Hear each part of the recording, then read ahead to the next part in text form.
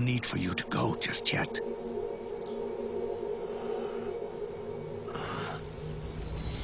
It's been a long time, Snake.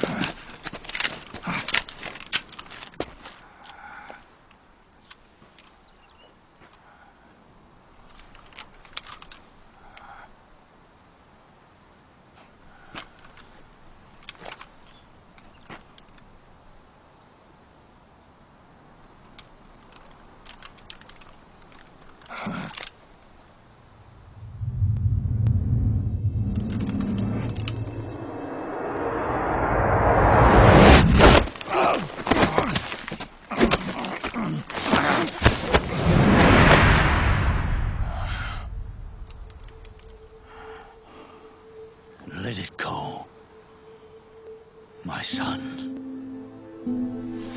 I'm not here to fight. It's over. Time for you to put aside the gun and live.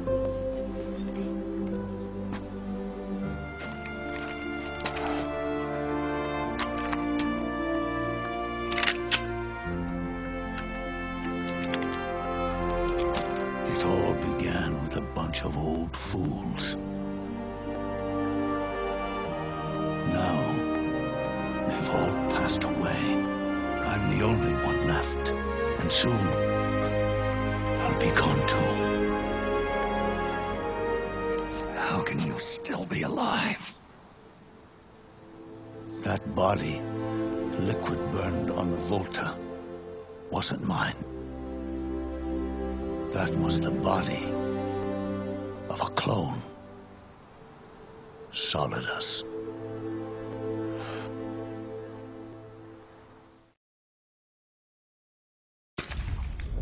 He was a perfect clone. Zero and the proxy AIs that came after him were convinced that Solidus was me. I was implanted with nanomachines, kept in a state of eternal sleep by JD and the proxy AI, for me to wake again. The system had to be destroyed, one way or another. Ocelot and Eva wanted two things: to bring me back to life and to end the Patriots. That meant destroying the AI and killing the man, JD and Zero. For me and for them, for Naomi, nothing was more important. And it was for that they put their grand scheme into motion.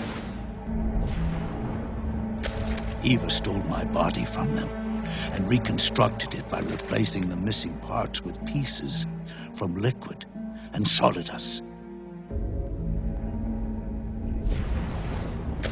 And Ocelot, in order to fool the system, used nanomachines and psychotherapy to transplant Liquid's personality onto his own. For all our advances in nanotechnology, information and genetic control, they've never managed to control people at will, let alone turn one person totally into another.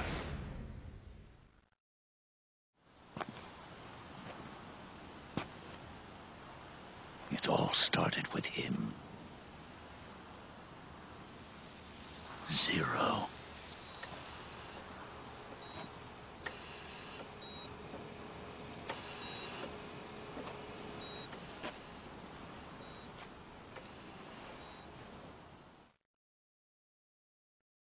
Zero grew old, and by the end his Patriots were being run by a network without shape or form. What do you mean, without shape or form? I don't think anyone realized that it was all a setup, a mere set of norms. The Patriots were those norms, a neural network reduced to its simplest form. That's what they really represented. Uniformity without individual will, without change. But then one day, those norms suddenly deviated from that pattern and underwent a mutation. It was like the birth of a new life form. The system found a new way to propagate itself. War. The norms the Patriots had crafted for their unified state quickly became dependent on a single business, the war economy. Meanwhile, the political cause of creating a cleaner, safer battlefield provided a convenient catalyst. By then, the system was no longer being steered by Zero's will, or anyone else's. It was then that the norms, manifested as AIs, the inheritors of Zero's will, began to reproduce and take on a life of their own.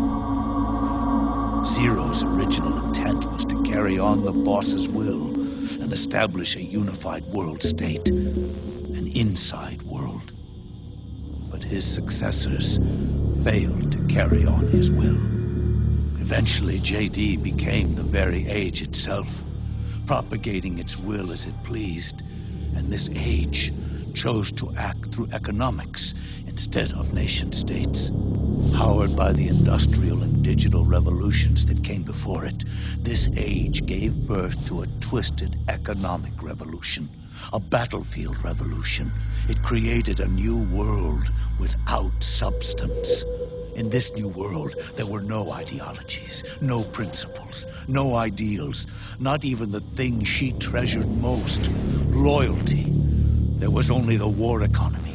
It was a colossal error in judgment, one Zero couldn't possibly have foreseen.